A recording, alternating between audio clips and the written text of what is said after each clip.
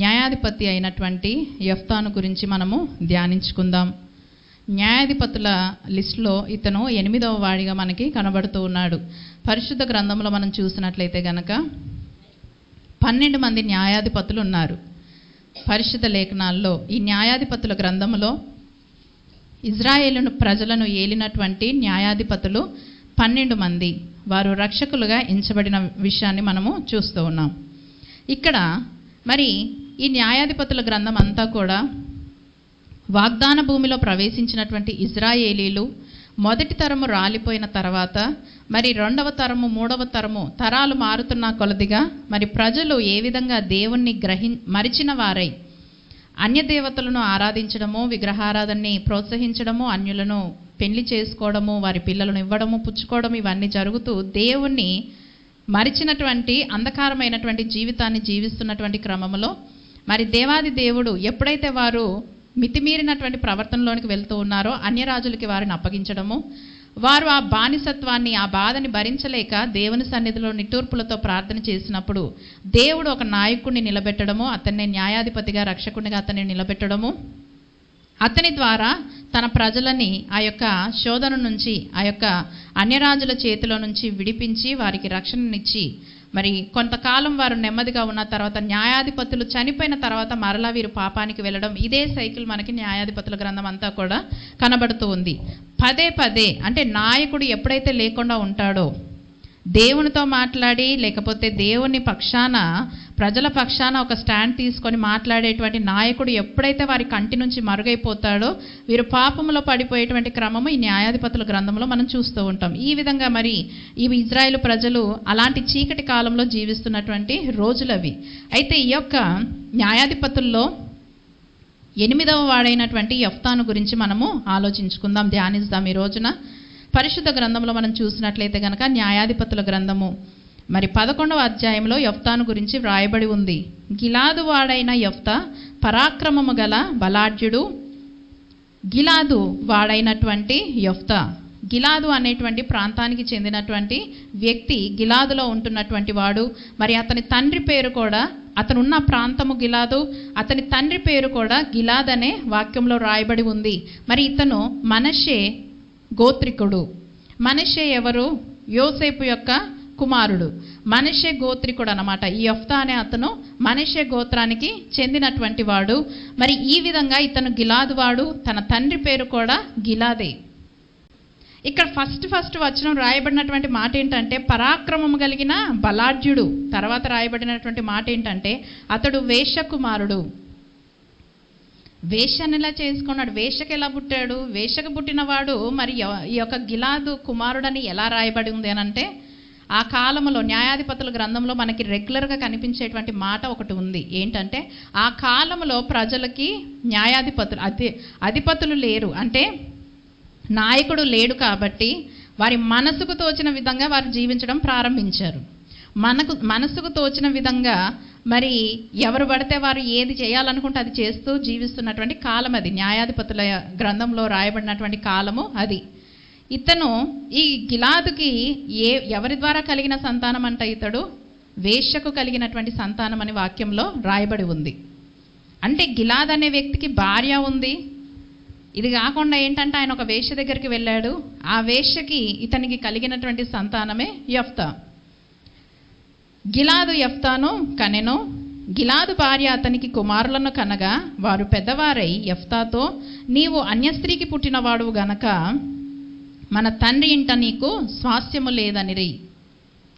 పెద్దోడైపోయాడు. తన భార్యకి పుట్టినటువంటి గిలాదు భార్యకి పుట్టినటువంటి కుమారులు ఎవరైతే ఉన్నారో వారు వచ్చి చెప్తున్నటువంటి మాట ఏంటంటే, మరి బహుశా అప్పటికి తండ్రి ఉన్నాడో లేడో తెలీదు, వచ్చి యెఫ్తాతో మాట్లాడుతున్నటువంటి మాటలు ఏంటంటే, నువ్వు ఒక అన్యస్త్రీకి పుట్టినవాడివి, ఒక వేశ్యకి, రెండవది అన్యస్త్రీకి పుట్టినవాడివి కాబట్టి మా తండ్రి ఇంట నీకు స్వాస్థ్యము లేదు, అంటే నిన్ను మేము బ్రదర్గా యాక్సెప్ట్ చెయ్యము, నీకు మా కుటుంబంతో ఎలాంటి పాలు పొత్తు లేదు అని అన్నప్పుడు ఇక్కడ ఏ మాత్రము కూడా వారితో విరోధంగా యెఫ్తా అయితే ప్రవర్తించలేదు.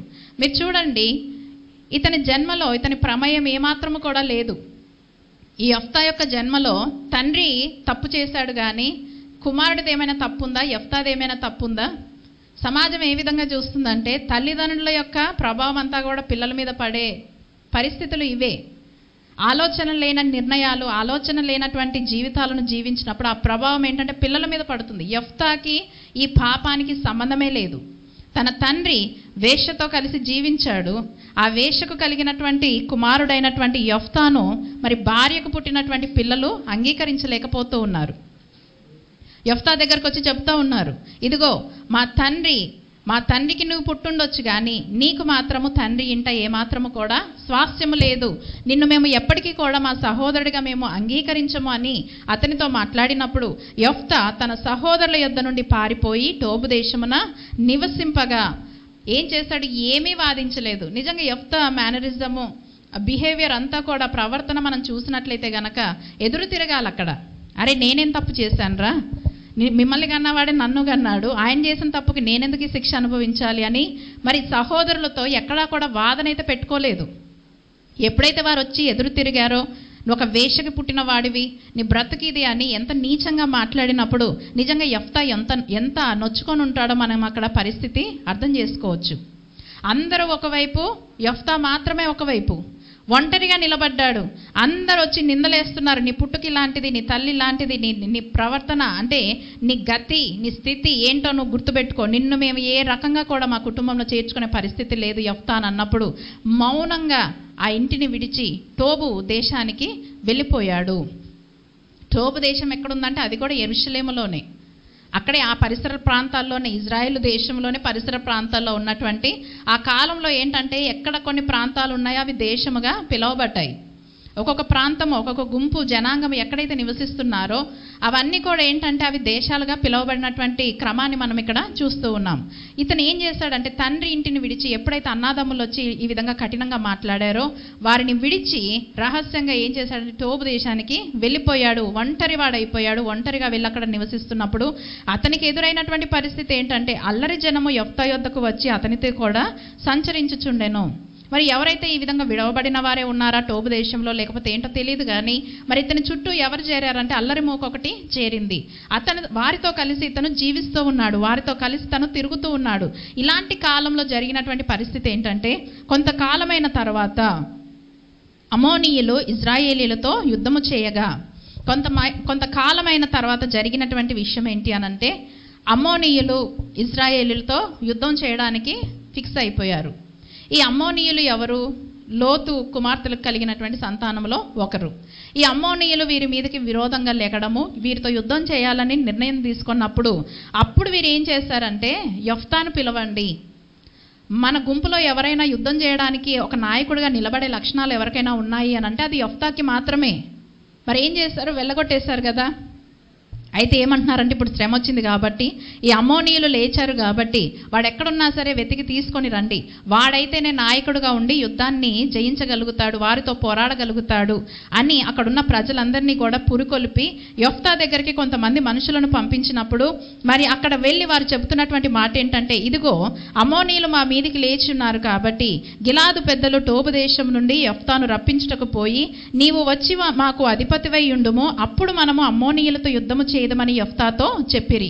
రా వచ్చేసి యుద్ధం చేయాలి నువ్వు యెఫ్తా అని అన్నప్పుడు యెఫ్తా అంటాడు, ఇదిగో నన్ను కాదనుకొని మీరు నన్ను వెళ్ళగొట్టారు కదా, నా పుట్టుక ఏమిటి, నా స్థితి ఏంటో, నన్ను ఇంతగా గాయపరిచి నన్ను వెళ్ళగొట్టినప్పుడు నేనెందుకు వస్తానని అంటాడు. అవన్నీ మనసులో పెట్టుకోకు, ఇప్పుడు మన పరిస్థితి బాగోలేదు, అమోనీయులు మనతో యుద్ధం చేయడానికి వచ్చారు, మనలో బలంగా పోరాడేవారు ఎవ్వరు లేరు, నువ్వు ఉంటేనే ఈ యుద్ధాన్ని మనము జయించగలుగుతాం, అవన్నీ మనసులో పెట్టుకోకంటే నేను వస్తే దానివల్ల నాకేంటి ప్రయోజనం అని అడుగుతాడు యెఫ్తా.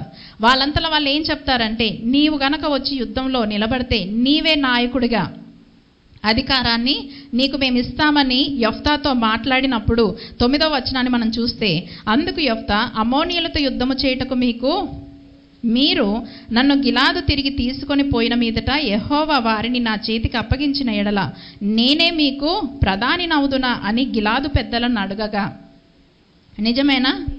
యుద్ధం చేయడానికి నన్ను తీసుకెళ్ళిన తర్వాత నన్ను వాడుకొని మళ్ళీ నన్ను తరిమేరు కదా, నిజంగా నన్ను ప్రధానిని చేస్తారనంటే ఆ వెళ్ళిన వారందరూ అంటున్నటువంటి మాట ఏంటంటే, ఖచ్చితంగా నిన్నే ప్రధానిగా, నిన్నే నాయకుడిగా మేము నిలబెడతాము, దయచేసి ఈ యుద్ధము నేను చెయ్యను అని నువ్వు అనొద్దు యెఫ్తా అని అతన్ని కన్విన్స్ చేస్తారు.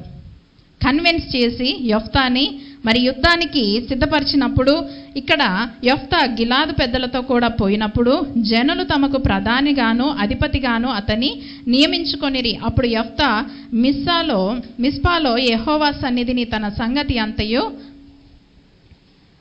వినిపించెను.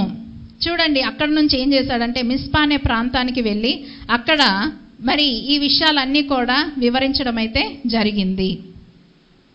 మాట విన్నాడు. మరి తన వంశస్థులకి, తన ప్రజలకి జరుగుతున్నటువంటి ఆ యొక్క యుద్ధం ఏదైతే ఉందో, నేను ఈ విధంగా పాలు పంపులు పొందకుండా నేనైతే ఉండకూడదు. మనసులో కక్షను పెంచుకోలేదు. అదిగో ఒకప్పుడు నన్ను తరిమేశారు కదా, వీళ్ళని చావనివ్వండి అనేసేసి వదిలిపెట్టలేదు. కానీ మరి ఎప్పుడైతే వారు వచ్చి బ్రతిమలాడారో, సరే నేను యుద్ధం చేస్తాను అంటే మీరు ఆలోచించండి, యెఫ్తా ఎంత స్ట్రెంత్ కలిగిన వాడో మనకి ఇక్కడ అర్థమవుతుంది. కేవలము తన పుట్టుకను బట్టి తనని విసర్జించారు. తను చెయ్యని తప్పును బట్టి యెఫ్తా నిందల పాలవ్వాల్సి వచ్చింది. చిన్నప్పటి నుంచి కూడా పెద్దవాడైన తర్వాత అక్కడి నుంచి తరిమేశారు అని అంటే, బాల్యప్రాయంలో యెఫ్తా ఎదుర్కొన్నటువంటి పరిస్థితులు ఎంత భయంకరంగా ఉంటాయో అది మనము ఊహించగలము. మరి ఇలాంటి తిరస్కారాన్ని పొందుకున్నటువంటి యెఫ్తా చూడండి, దేవుని ఉద్దేశాలు అవే. మనుషుల చేత తృణీకరించబడిన వారినే దేవుడు నిలబెడతాడు. దేవుడు సమస్తాన్ని కూడా చూస్తూనే ఉంటాడు. మన వ్యక్తిగత జీవితంలో కూడా ఎవరైతే మనల్ని తృణీకరిస్తారో, ఎవరైతే మనల్ని హేళన చేస్తారో, దేవునికి నమ్మకంగా వారు జీవించినప్పుడు ఖచ్చితంగా దేవుడు వారిని అయితే లేవనెత్తడానికి ఇష్టపడతాడు. యెఫ్తాని తన తండ్రి ఇంటి వారందరూ కూడా తరిమేశారు. ఇంటి నుండి వేరే ప్రాంతానికి వెళ్ళాడు, తోపు దేశానికి వెళ్ళాడు. కానీ అల్లరిమూక అంతా అక్కడ సమాజం అతని యొద్దకు వచ్చి మరి తనతో కలిసి కూడినప్పటికీ కూడా తన జీవితం ఏంటి, తన లైఫ్ స్టైల్ని మాత్రం ఎప్పుడూ కూడా పరిశుద్ధ గ్రంథంలో రాయబడిన విధంగా తన క్యారెక్టర్ ఎక్కడా కూడా బ్యాడ్గా అయితే మనకి కనబడదు, యెఫ్తా క్యారెక్టర్ అయితే.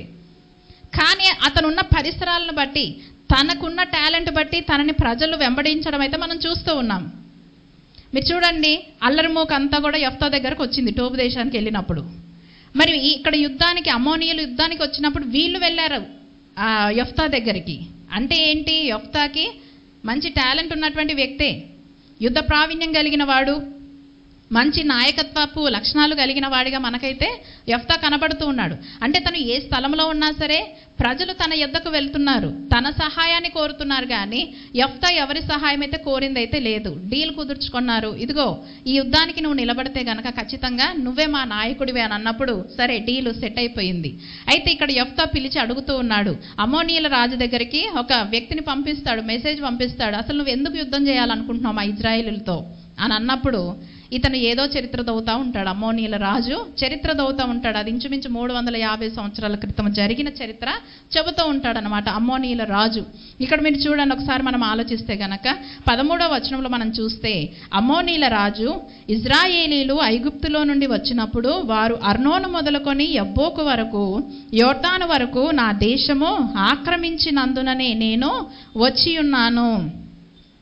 ఏమంటున్నాడు, ఇదిగో మీ పితరులైనటువంటి ఇజ్రాయేలీలు మోషే నాయకత్వంలో ఎప్పుడైతే ఈ ప్రాంతాలను దాటుకుంటూ వస్తూ ఉన్నారో, అర్నోను మొదలుకొని యబ్బోకు రేయి వరకు, యోర్దాను నది వరకు నా దేశమును వారు ఆక్రమించారు.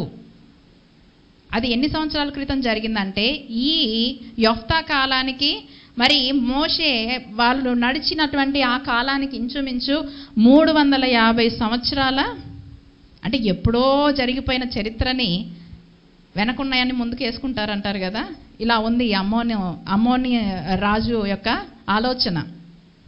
సహజంగా మనం చరిత్రలో చూసినట్లయితే కనుక అసలు యుద్ధం ఎందుకు, కొన్ని రాజ్యాల్లో జరిగినటువంటి యుద్ధాలు ఏంటంటే వారు యుద్ధానికి వచ్చారా, వీరు చేశారా, అంతే. అలాగే జరిగిన చరిత్రలు ఉన్నాయి. కానీ ఇక్కడ యెఫ్తా క్షుణ్ణంగా ఆలోచిస్తున్నాడు. అసలు మీరు ఎందుకు యుద్ధం చేయాలనుకుంటున్నాడు? మొట్టమొదటిగా అడిగినప్పుడు నా సమస్య ఇది, మరి 300 సంవత్సరాల క్రితము మా ప్రాంతాన్ని మీ ప్రజలు ఆక్రమించారు కాబట్టి ఇప్పుడు నేను యుద్ధం చేయాలని అనుకుంటున్నాను అని యెఫ్తాకి ఆ రాజు వివరించినప్పుడు యెఫ్తా చెప్పినటువంటి మాట ఏంటంటే, ఆ చరిత్ర అది కాదు, అక్కడ జరిగిన సంఘటనలు అవి కాదు, ఇవి అని ఈ అమ్మోనీయుల రాజుకి క్షుణ్ణంగా ఏంటంటే ఈ చరిత్ర అంతా కూడా వివరిస్తాడు. అయినా సరే ఆ రాజు ఒప్పుకోడు. సరే, యుద్ధానికి నువ్వు సిద్ధమంటున్నావు కదా, మేము కూడా సిద్ధపడతాం అని యెఫ్తా చేసినటువంటి పని ఏంటంటే దేవుని యొద్ద విచారణ చేస్తాడు. అప్పుడు ఆత్మావేశుడై, మీరు చూడండి ఒకసారి మనం చూస్తే 29వ వచనంలో, యెహోవా ఆత్మ యెఫ్తా మీదికి రాగా అతడు గిలాదులోని మనష్షేలోను సంచరించుచు గిలాదు మిస్పాలో సంచరించి గిలాదు మిస్పా నుండి అమ్మోనీయుల యొద్దకు సాగెను. అప్పుడు యెఫ్తా యెహోవాకు మ్రొక్కుకొనెను, ఎట్లనగా, నీవు నా చేతికి అమ్మోనీయులను నిశ్చయముగా అప్పగించిన ఎడల. ఇక్కడ యెఫ్తా ఒక మొక్కుబడి చేసుకుంటాడు. ఏమని మొక్కుబడి చేసుకుంటాడంటే, ఇదిగో ప్రభా, నేను ఈ అమ్మోనీయుల మీదకి యుద్ధానికి వెళ్తున్నాను, యుద్ధంలో గనక నీవు నాకు జయాన్ని ఇస్తే నీకు చేసేటువంటి పని ఏంటంటే, నేను యుద్ధం నుండి జయాన్ని పొందుకొని నేను ఇంటికి వస్తున్నప్పుడు నా ఇంటి ద్వారమున ఏదైతే నాకు మొదటిగా ఎదురవుతుందో అది నీకు నేను అర్పిస్తాను అని ఒక మొక్కుబడి చేసుకుంటాడు యెఫ్తా. చూడండి, మనం ఆలోచిస్తే గనక గతంలో ఉన్నటువంటి న్యాయాధిపతులందరి చరిత్ర మనం చూసినప్పుడు ఎవరు కూడా మొక్కుబడులు చేసుకోలేదు. వారు యుద్ధాలు చేశారు. వారికి తగిన కాలమందు దేవుడు వారితో మాట్లాడినప్పుడు ఏంటంటే దేవుని సమయం కొరకు ఎదురు చూశారు. దేవుడు మాట్లాడిన దాన్ని బట్టి వారు యుద్ధానికి వెళ్ళారు, జయించారు, వచ్చారు, అక్కడికి అయిపోయింది. ఎక్కడా కూడా వాళ్ళైతే చరిత్రలో మనము మొక్కుబడి, న్యాయాధిపతులు ఎక్కడా కూడా నేను ఈ యుద్ధానికి వెళ్తే నేను ఇది ఇస్తాను, అది చేస్తాను అని అయితే ఎవరు కూడా, ఏ న్యాయాధిపతి కూడా మొక్కుబడి చేసుకోలేదు. యెఫ్తా తీసుకున్నటువంటి నిర్ణయం ఏంటంటే, మీరు చూడండి, యెఫ్తా మొక్కుబడి చేసుకున్నా చేసుకోకపోయినా సరే ఖచ్చితంగా దేవుడు ఇజ్రాయేల్ పక్షానైతే జయాన్ని ఇచ్చేవాడే. కానీ ఇక్కడ యెఫ్తా తీసుకున్నటువంటి తొందరపాటు నిర్ణయం ఏంటంటే, ఇతను అత్యుత్సాహంగా ఆలోచించి దేవుని దగ్గర, కొంతమంది చూడండి అత్యుత్సాహాన్ని కనపరుస్తూ ఉంటారు. అందుకే మనం ఏంటంటే మన ఆలోచనలు, మన పనులన్నీ కూడా మనకి ఒక స్వాధీనంలో మనం ఉన్నప్పుడే మనకు అది మేలు. ఓవర్గా హద్దు దాటి, లైన్ దాటి మనం బయటికి వెళ్ళామనంటే అది మనకే ప్రమాదము. యెఫ్తా ఒక మంచి మనసుతోనే అనుకున్నాడు, కానీ పరిస్థితులు మాత్రం తారుమారైపోయాయి. దేవుని దగ్గర అంటున్నాడు, ఈ అమ్మోనీయులతో నేను యుద్ధం చేసినప్పుడు నాకు గనక నీవు జయమిస్తే.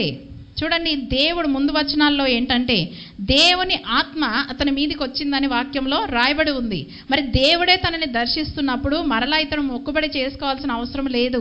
ఇదిగో నేను దేవుని ప్రణాళికలో ఉన్నాను, దేవుడు ఇజ్రాయేల్ ప్రజలను విడిపించడానికి నన్ను నిలబెట్టుకున్నాడని ఒకసారి యెఫ్తా కన్ఫర్మ్ చేసుకుంటే అయిపోయేది. కాకపోతే కొంతమందికి చూడండి, దేవునికి కొంతమందికి ఇచ్చే మనసు ఎక్కువగా ఉంటుంది. కొంతమందికి ఏంటంటే తీసుకోవడం కంటే కూడా మనం ఎదుటివారికి ఏమి ఇవ్వాలన్న ఆలోచనలో ఉంటారు. యెఫ్తా మనసు బేసికల్గా అది.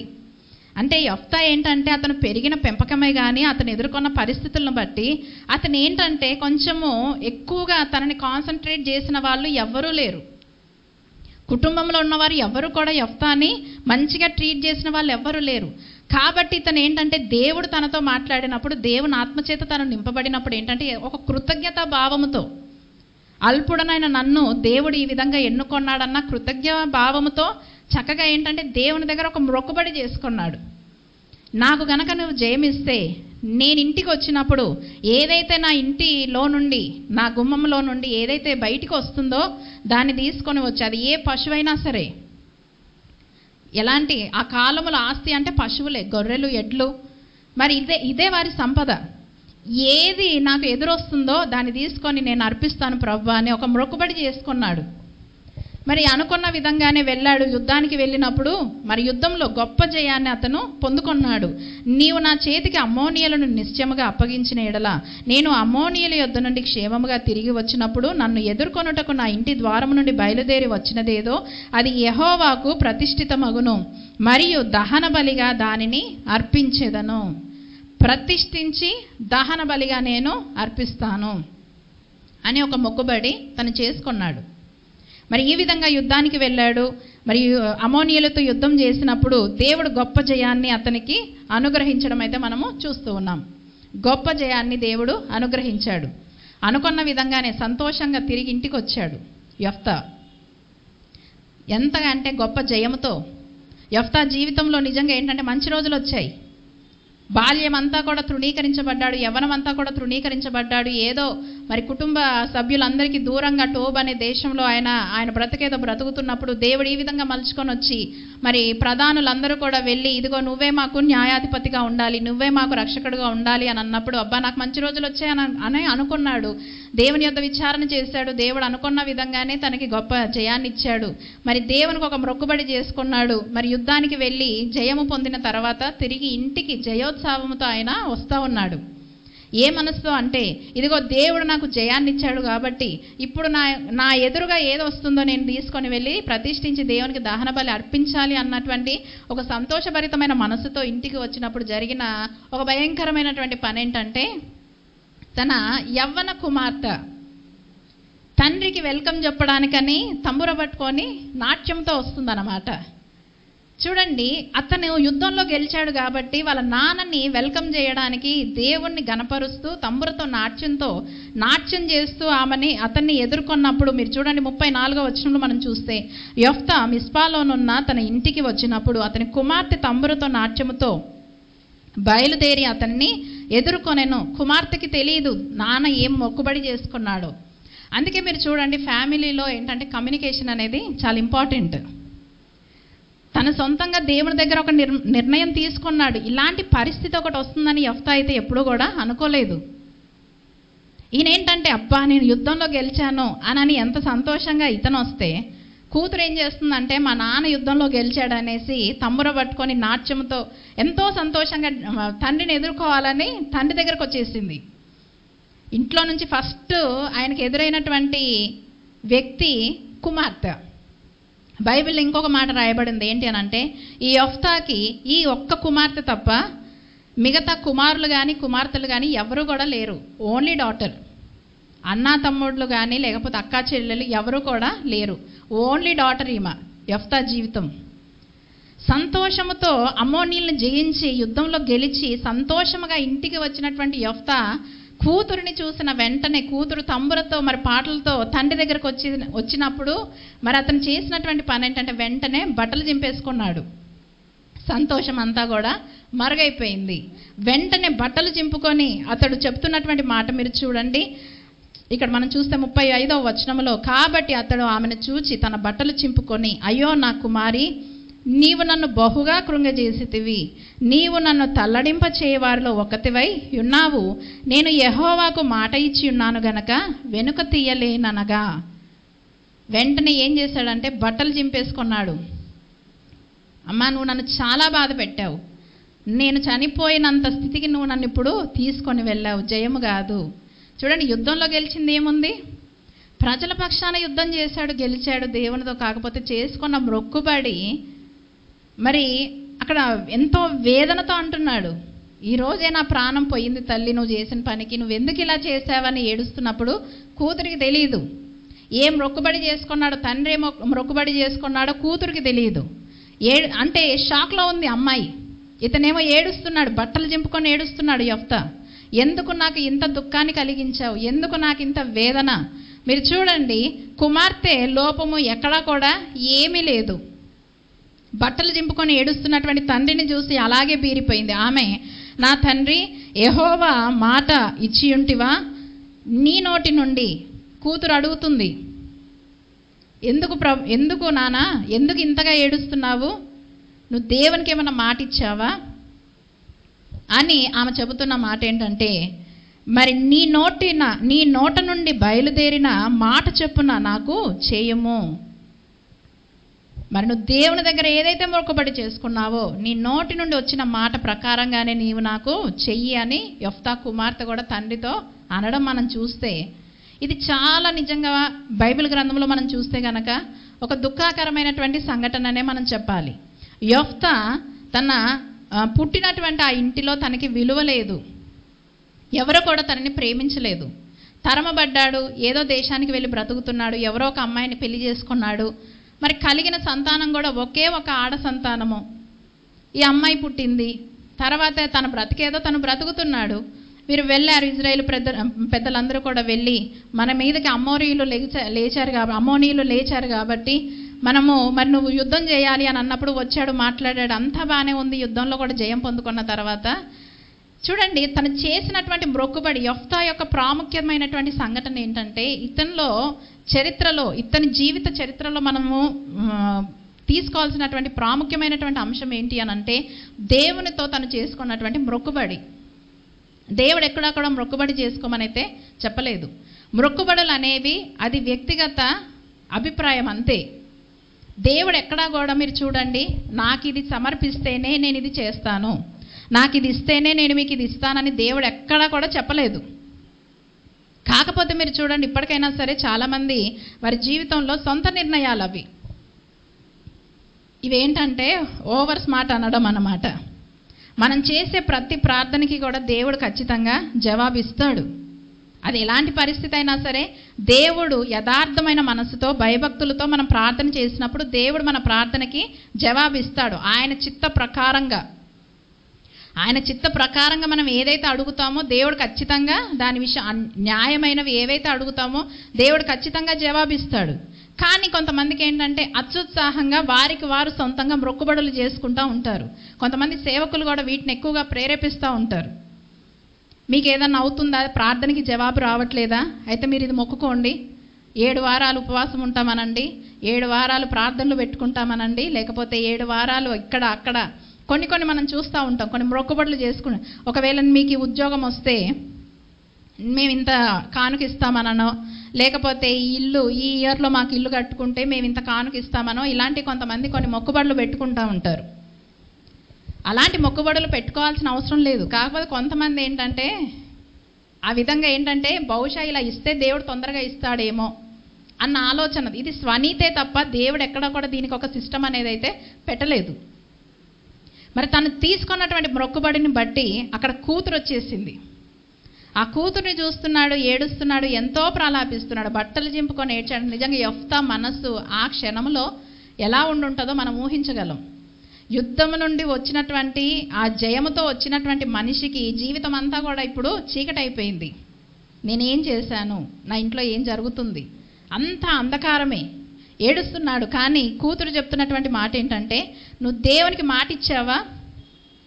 ఎందుకనంటే ఖచ్చితంగా మరి వారికి ఏవైనా సరే దేవుడు వారి పక్షాన ఏదైనా కార్యం చేసినప్పుడు మరి కృతజ్ఞతా బలి కానీ లేకపోతే కొన్ని బలులు వారు అర్పించేటువంటి క్రమం అయితే ఉంది పాత నిబంధనలో దేవుడు చేసిన కార్యాన్ని బట్టి. తండ్రి ఏడుస్తున్న విధానాన్ని చూసి కుమార్తె అడుగుతూ ఉంది, నాన్న నువ్వు నన్ను ఒకవేళ దేవునికి ఏమన్నా నువ్వు ఇస్తానని అలా మొక్కుబడి ఏమన్నా చేసుకున్నావు, ఒకవేళ అలా చేసుకుంటే గనక నువ్వేమాత్రము బాధపడకు. తండ్రిని ఎదిరించట్లేదు. చూడండి, కుమార్తె కూడా చూడండి ఎంత చక్కగా పెరిగిందో. తండ్రికి విధేయత చూపించింది. ఎలా అలా మొక్కుబడి చేసుకుంటావు, ఒకవేళ మొక్కుబడి చేసుకున్నవాడికి మాకు చెప్పాలి కదా. ఎక్కడా కూడా వ్యతిరేకంగా అయితే మాట్లాడలేదు. నువ్వు దేవునితో నిబంధన చేసుకున్నావు, దేవునికి మాట ఇచ్చావు కాబట్టి నీ మాట ప్రకారంగానే నువ్వు చెయ్యి, కాకపోతే నాకు కొంత సమయం ఇవ్వని తన తండ్రి యొద్ద సమయాన్ని తను తీసుకుంటుంది.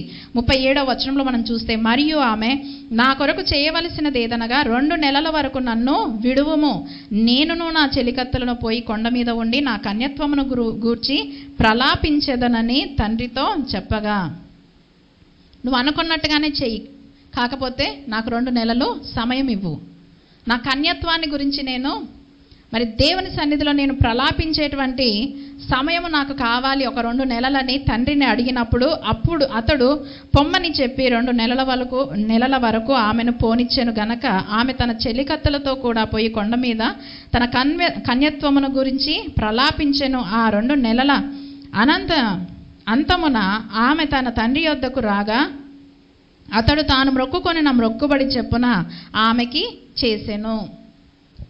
ఈ యెఫ్తా కూతురు యొక్క చరిత్ర సంఘటనలో ఏంటనంటే ఇది ఇన్కంప్లీట్గా రాయబడి ఉంది. మరి యెఫ్తా చేసిన మొక్కుబడి ఏంటి? నేను యుద్ధం నుంచి వచ్చినప్పుడు నా ఇంట్లో నుండి ఏదైతే మొదటిగా నన్ను ఎదుర్కోవడానికి వస్తుందో దానిని నీ సన్నిధిలో ప్రతిష్ఠించి నేను దహన బలిగా అర్పిస్తాను అని అన్నాడు. మరి వాక్యంలో కూడా ఎలా రాయబడి ఉందంటే, తాను మొక్కుకొని నా మొక్కుబడి చెప్పున అతను చేసెను అని వాక్యంలో కూడా రాయబడి ఉంది. మరి యాజ్ పర్ ద రూల్, మరి అది ఇచ్చినటువంటి మాట ప్రకారంగా ప్రతిష్ఠించి ఇప్పుడు ఈ అమ్మాయిని ఏం చేయాలి? దహన బలి అర్పించాలి. అర్పించుంటాడు అని అనుకుంటున్నారా యెఫ్తా? వాక్య లేఖనాల ప్రకారంగా మనం చూసినప్పుడు దేవుడు నరబలిని కోరుతాడా? దేవుడు మనుషులని చంపినటువంటి క్రమము మనం పాత నిబంధనల్లో ఎక్కడైనా మనము చూసామా? యెహోవా నామం పేరిట మనుషులని బలి అర్పించినటువంటి క్రమం మనం ఎక్కడైనా చూసామా? లేదు. దేవుడు అబ్రహాము విషయంలో, ఇస్సాకు విషయంలో దేవుడు పరీక్షించాడే కానీ బలినైతే యాక్సెప్ట్ చేయలేదు. మన దేవుడు బలిని కోరువాడు కానే కాదు, దట్టు నరబలి అంటే దేవునికి అసహ్యం కాబట్టే ఇజ్రాయేల్ ప్రజలందరినీ కూడా మీరు ఒక ప్రత్యేకమైన జనాంగముగా మీరు ఉండండి, అన్యులతో మీరు ఇచ్చి పుచ్చుకోవద్దు. ఎందుకంటే వారి ఆచారాల్లో ఇది ఒక ఆచారం అనేది ఉంది.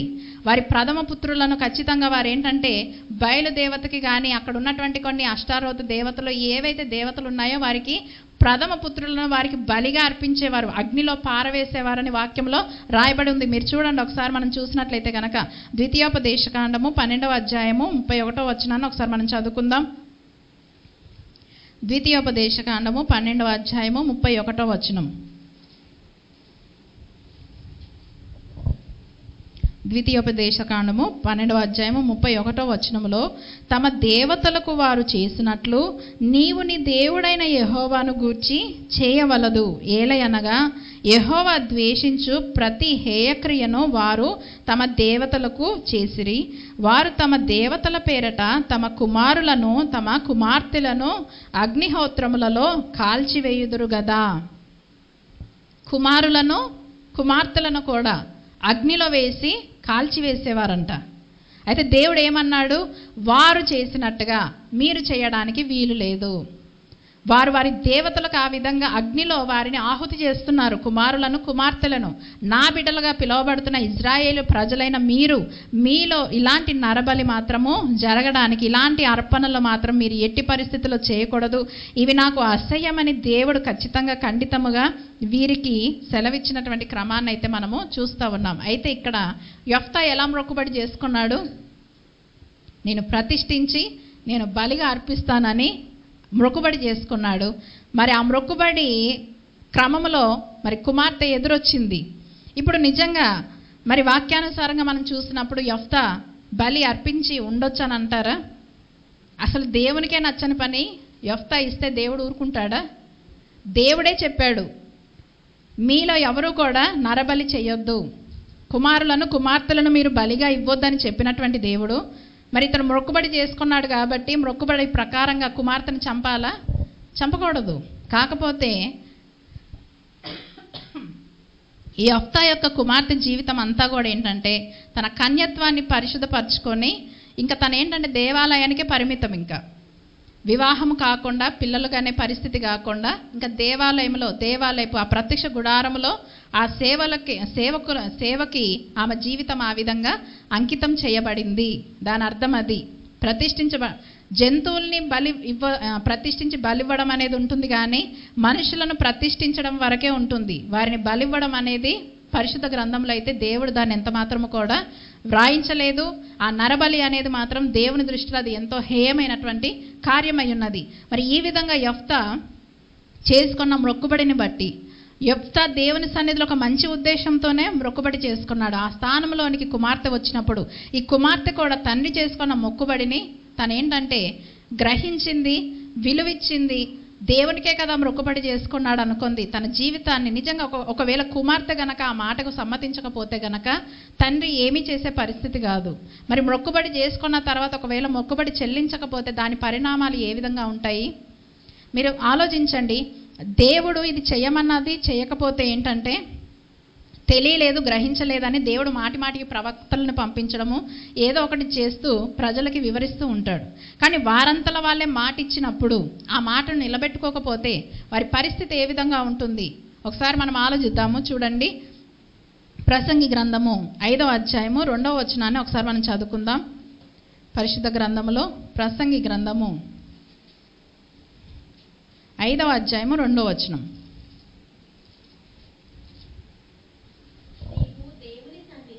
అనాలోచనగా పలుకుటకు నీ హృదయమును త్వరపడనీయక నీ నోటిని కాచుకొనుము.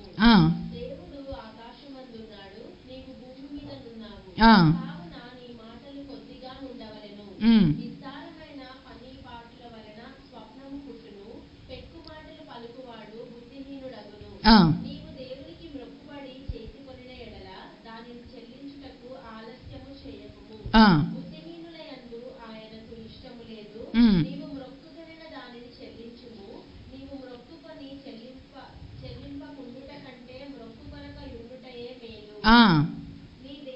చూడండి, ఇక్కడ ప్రసంగి గ్రంథంలో రాయబడినటువంటి మాట, అనాలోచితముగా పలుకుట నీ హృదయము త్వరపడనీయక నీ నోటిని కాచుకొనుము. ఆలోచన లేకుండా నోటితో, దట్టు దేవుని సన్నిధిలో ఎప్పుడూ కూడా మనం ఒక మాట ఇవ్వడానికైతే వీలు లేదు. ఉద్రేకపూర్వకమైనటువంటి మొక్కుబడులు ప్రజలు చేసుకుంటూ ఉంటారు. ముఖ్యంగా తల్లిదండ్రులు బిడ్డల విషయంలో చేసుకోవడము. ఆ బిడ్డలు పెద్ద అయిన తర్వాత లోబడలేదు అంటే గనక వాళ్ళకి నెమ్మది ఉండదు, వీళ్ళకి నెమ్మది ఉండదు. ఎందుకంటే అది అర్థమయ్యే వాళ్ళకే అర్థమవుతుంది పరిస్థితి. ఇక్కడ దేవుని వాక్యం అంటుంది, అనాలోచితంగా నోటి మాటలని దేవుని సన్నిధిలో మనము వాడకూడదు. ఎందుకనంటే ఒకసారి నువ్వు దేవుని ఎదుట మొక్కుబడి చేసిన, దేవుడు నిన్నిది చెయ్యి అని అనలేదు. మొక్కుబడి అంటే ఏంటి? దేవునికి మాట ఇవ్వడము. మాట ఇవ్వడం అంటే ఆషామాషి విషయం కాదు. నీ మాట ఎలా ఉండాలి? అవునంటే అవును, కాదంటే కాదు. నువ్వు మనుషులకి కాదు మాట ఇచ్చింది, దేవునికే మాట ఇచ్చావు. కానీ జరిగిన సంఘటనలు అన్నిట్లో కూడా మరి దేవుడైతే మౌనంగానే ఉన్నాడు. మరి యెఫ్తా వెళ్ళి దేవుని యొద్ద మరలా విచారణ చేయలేదు. ఒకవేళ విచారణ చేస్తుంటే దేవుడు కనికరించేవాడేమో. యెఫ్తా ఎక్కడా కూడా మరలా దేవుని యొద్ద విచారణ చేయలేదు. తను ఏదైతే మొక్కుబడి చేసుకున్నాడో ఆ మొక్కుబడికే తను కట్టుబడ్డాడు. వాక్యము కూడా క్లియర్గా రాయబడినటువంటి విషయం ఏంటంటే, నీవు దేవునికి మొక్కుబడి చేసుకొనిన ఎడల దాన్ని చెల్లించుటకు ఆలస్యము చెయ్యొద్దు. చూడండి, మొక్కుబడి చేసేసుకొని ఇప్పుడు కాదు తర్వాత కాదు ఇంకెప్పుడో దాన్ని పోస్ట్ పోన్ చేస్తూ ఉంటారు. వాక్యము స్పష్టంగా సెలవిస్తుంది, నువ్వు దేవుని దగ్గర ఏదైనా మాట ఇచ్చావు అంటే దాని విషయంలో నువ్వు ఎంత మాత్రము కూడా ఆలస్యము చేయకూడదు. ఇంకొకటి ఏంటంటే, బుద్ధిహీనులు యందు ఆయనకి ఇష్టము లేదు. అలా చేసేవారు ఎవరంట? బుద్ధిహీనులు. నువ్వు దేవునికి ఒక మాట ఇచ్చి నేను ఇది చేస్తాను అని చెప్పి నువ్వు చెయ్యట్లేదు అని అంటే కనుక నువ్వు బుద్ధిహీనుడవు. అలాంటి వారు దేవునికి అసహ్యులై ఉన్నారు. నీవు మొక్కుకొనిన దానిని చెల్లించుము. నీవు మొక్కుకొని చెల్లింప కుండుట కంటే మొక్కుకొనక యుండుట మేలు. నేను ఇది చేస్తాను, నేను ఇది ఇస్తాను, ఇవ్వగలిగినంత ఉంది అని అంటే నువ్వు మొక్కుబడి చేసుకో. చూడండి, వాక్యం ఎంత సూటిగా మాట్లాడుతుందంటే, నీకు అంత ఉంటేనే నువ్వు మాట ఇవ్వు. నువ్వు దేవుడికి ఏదైతే మొక్కుబడి చేసుకుంటున్నావో అది చెల్లించగలిగినంత కష్టమైన నష్టమైన ఏదైనా సరే తెగించి నేను అది చెల్లిస్తాను అనుకున్న ధైర్యం ఉన్నవారే మొక్కుబడి చేసుకోవాలి. మాట ఇచ్చేయడము, రోజులు గడిచిన తర్వాత మళ్ళీ మాట వెనక్కి తీసుకోవడము, ఇదంతా బుద్ధిహీనులు చేసేటువంటి పని. అందుకే వాక్యం ఏం చెప్తుందంటే, ఒకవేళ నువ్వు చెల్లించలేని పక్షముగా నీ పరిస్థితి ఉంటే గనక అనాలోచితంగా మాత్రము నువ్వు మొక్కుబడి చేసుకోవద్దు. నువ్వు అలా మొక్కుబడి చేసుకొని చెల్లించకుండా ఉండేదానికంటే కూడా నువ్వు మొక్కుబడి చేసుకోకుండా ఉండడమే నీకు మేలు అని వాక్యము సెలవిస్తూ ఉంది. కానీ ఇక్కడ గొప్ప విషయం ఏంటంటే, యెఫ్తా ఏదైతే మొక్కుబడి చేసుకున్నాడో ఆ మొక్కుబడిని తను లైట్ తీసుకోలేదు. అయ్యో ప్రభువా, నాకున్నది ఒక్కగానొక కూతురు, మరి ఈ విధంగా నేను అనుకోలేదు, నేను ఏదో పశువో ఏదో ఎదురొస్తుంది అనుకున్నాను, ఒక ఎద్దో లేకపోతే ఒక గాడిదో లేకపోతే ఇంకేదైనా గొర్రెపిల్లలో ఏవైనా ఇలా ఎదురొస్తాయని అనుకున్నాను, కానీ నా కుమార్తె ఎదురొస్తుందని నేను అనుకోలేదు ప్రభువా, దయచేసి నన్ను కనికరించని యెఫ్తా ఎక్కడా కూడా దేవుని యొద్ద అయితే విజ్ఞాపన చేయలేదు. కుమార్తె కూడా ఎక్కడా తండ్రికి ఎదురు తిరగలేదు. ఒక్కటే ఇద్దరు తండ్రి కూతురు ఒక్క మాట మీద ఉన్నారు వీళ్ళు. అసలు న్యాయాధిపతుల గ్రంథం మనం చూసినట్లయితే గనక వారికి అధిపతి లేడు, నాయకుడు లేని కాలములో ప్రజలు ఇష్టానుసారంగా జీవిస్తున్నారని పలుమార్లు మనకి ఇక్కడ న్యాయాధిపతి గ్రంథంలో మనకి మాటలు కనబడుతూ ఉంటాయి. అంటే నాయకుడు లేని ప్రజలు వారి ఇష్టానుసారంగా జీవించేటువంటి కాలం అది. ఆ కాలంలో కూడా యెఫ్తా యొక్క కుమార్తె దేవునికి ఏదైతే మాట ఇచ్చారో ఆ మాటని గౌరవించి నిజంగా వారు ఆ విధంగా సమర్పణ జీవితం కలిగి ఉన్నారు. చూసారా, ఇది యెఫ్తాలో గొప్ప క్వాలిటీ. నిజంగా దేవుడు అందుకే యెఫ్తా గురించి నూతన నిబంధనలు క్రొత్త నిబంధనలో కూడా ఇతన్ని పేర్కొనడం అయితే జరిగింది. ఇతను చేసినటువంటి కార్యము అనాలోచితంగా తీసుకున్నాడేమో, అది తన హృదయాన్ని చాలా గాయపరిచింది. అనాలోచితంగా ఇలా జరుగుద్దనే అతను ఊహించుకోలేదు. నిజంగా యెఫ్తా జీవితంలో ఎదురైనటువంటి ట్విస్ట్ ఎంతంటే చాలా భయంకరమైనటువంటి ట్విస్ట్. తను ఊహించలేదు. ఒక సంతోషంగా నేను దేవునికి ఏదో ఇవ్వాలి అని అనుకున్నాడు, కానీ తనకున్నటువంటి ఒక్కగానే ఒక కుమార్తె అయినటువంటి తన ఏకైక కుమార్తెనే ఈ విధంగా ప్రతిష్ఠించాల్సిన పరిస్థితి వస్తుందని యెఫ్తా ఊహించలేదు. కానీ ఆ పరిస్థితి వచ్చింది. దేవునికి ఆ విధంగా తన తర్వాత యెఫ్తా యొక్క ఏమంటారా ఆ యొక్క వంశావళి అనేది అక్కడికే అది ఎండ్ అయిపోయినట్టుగా మనం చూస్తున్నాం.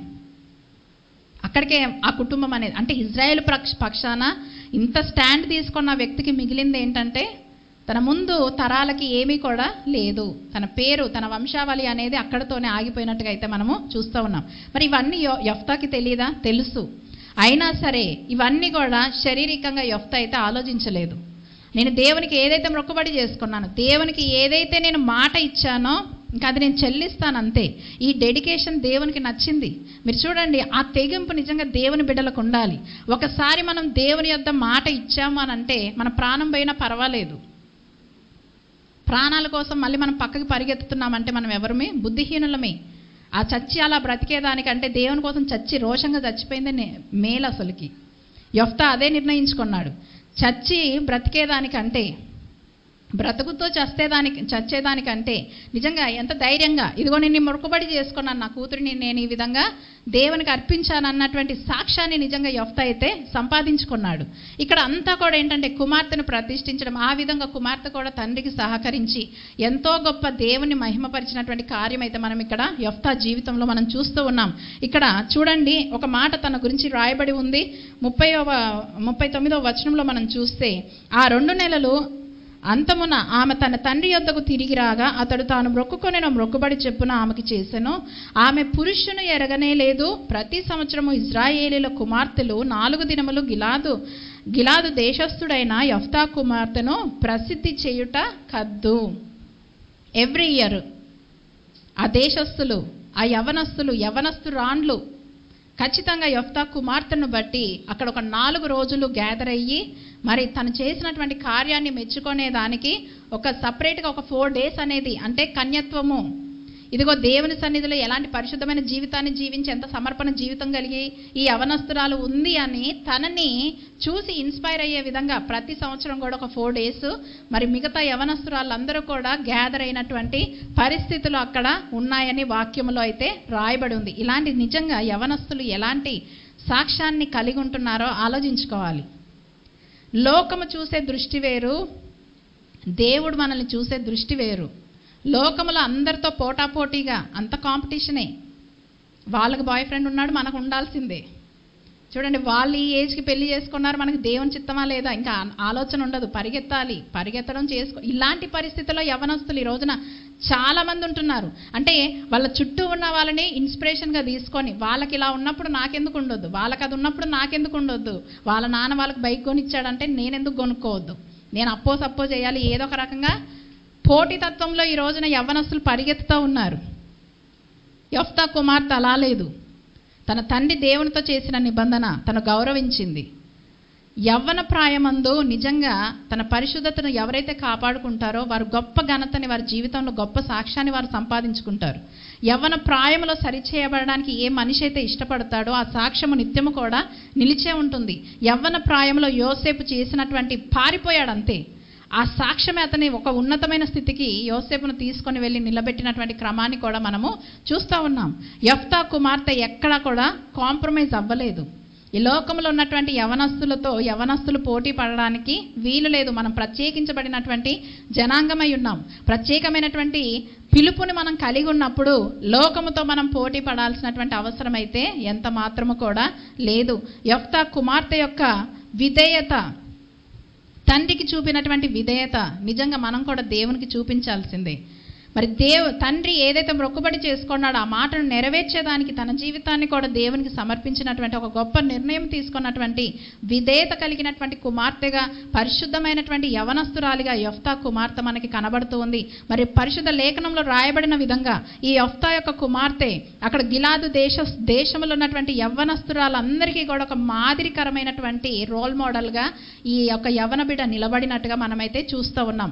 ప్రతి సంవత్సరము కూడా మరి తన విషయంలో ఈ యెఫ్తా కుమార్తె పేరట ఈ యొక్క యవనస్తురాల అందరూ కూడా కూడి తనను గురించి ధ్యానించడము, తనను బట్టి దేవుని మహిమపరిచేటువంటి ఒక ఆరాధన క్రమం అక్కడ ఏర్పడింది అనంటే యెఫ్తా కుమార్తె ఎంత భయభక్తులు కలిగి పరిశుద్ధమైన జీవితాన్ని జీవించిందో మనకైతే అర్థమవుతుంది. దేవుని వాక్యము ఎరగని వారు వారి ఇష్టానుసారంగా వారు జీవించవచ్చేమో, కానీ దేవుని వాక్యము తెలిసిన వారు మాత్రము ఖచ్చితంగా దేవునికి లోబడినప్పుడు వారి జీవితాలకి ఘనతే. మీరు చూడండి, యెఫ్తా కుమార్తె నెక్స్ట్ పిల్లలు కానీ లేకపోతే ఎవ్వరూ లేరు, కానీ తన సాక్ష్యానికి ఏమైనా తక్కువ ఉందా? మన జీవితాన్ని మనం దేవుని చేతికి ఇచ్చినప్పుడు ఏంటంటే దేవుడే దాన్ని ఘనపరుస్తాడు. లోకము వేసేటువంటి లెక్కలు ఏంటంటే మీకు ఏముంది ఏంటి, ఒక చైన్ సిస్టమ్ అనేది ఉంది మనకుండే విషయాల్లో. అయితే ఇక్కడ దేవుడు మన జీవితాన్ని దేవునికి ఇచ్చినప్పుడు మనము దేవుణ్ణి గణపరిచినప్పుడు దేవుడు ఖచ్చితంగా మనల్ని కూడా గణపరచువాడై ఉన్నాడు. ఈ విధంగా మరి యెఫ్తా యొక్క జీవితంలో ఒక భయంకరమైనటువంటి అంటే చాలా భయంకరమైన వేదనతో కూడినటువంటి అనుభవం గుండా మరి యెఫ్తా వెళ్ళినట్టుగా మనము చూడండి. ఒకసారి బలి అర్పిస్తే ఏమైపోతుందంటే అక్కడికే అయిపోతుంది. ఒకవేళ నిజంగా కుమార్తెను చంపాల్సిన పరిస్థితి వస్తే గనక, ఒకవేళ చంపాడు అని అంటే ఆ చంపినది అక్కడికే అయిపోయేది. ఇదేంటంటే కళ్ళ ముందు కనబడతా ఉంటుంది బ్రతికినంత కాలము. అది ఒకరోజుతో పోయే బాధ కాదు, కానీ దాన్ని యాక్సెప్ట్ చేశాడు యెఫ్తా. దేవుని కొరకు ఇలాంటి సమర్పణ జీవితాన్ని నిజంగా దేవుని బిడ్డలు కలిగి ఉండాలి. దేవుని సన్నిధిలో ఒక సిన్సియారిటీ ఉండాలి. మనసు దృఢపరచుకోవడమే కానీ దేవుని విషయంలో ఆషామాషిగా అంటే నిజంగా మీరు చూడండి, యెఫ్తా స్వార్థము లేనివాడిగా ఇంత డెడికేషన్ కలిగి తన విశ్వాసాన్ని కనుపరిచాడు అంటే దేవుడు అంటే తనకి ఎంత ఇష్టమో మనకి ఇక్కడ అర్థమవుతుంది. ఈ రోజున చాలామంది విశ్వాసుల యొక్క జీవితం ఏంటంటే దేవుణ్ణి మనం ఎలా వాడుకోవాలి, మనం దేవుని సన్నిధిలో ఎలా ప్రార్థన చేసి ఏవేవి మనం పొందుకోవాలని అనుకోవడమే కానీ మరి దేవునికి ఇష్ట ప్రకారంగా దేవుని వాక్యానుసారంగా నేను జీవించగలుగుతున్నాను అన్నటువంటి ఆలోచన చాలామంది విశ్వాసులకు ఈ రోజునైతే ఉండట్లేదు. ఈ విధంగా తన కుమార్తె విషయంలో తను కుమార్తె తీసుకున్నటువంటి నిర్ణయాన్ని బట్టి మరి అక్కడ ఉన్నటువంటి ప్రజలందరూ కూడా హర్షించడము, ప్రశంసించారు. ఒక ప్రత్యేకమైన గుర్తింపునైతే వీరు దైవ సన్నిధిలో వీరు కలిగి ఉన్నారన్న విషయాన్ని అయితే మనము ఆలోచించాలి.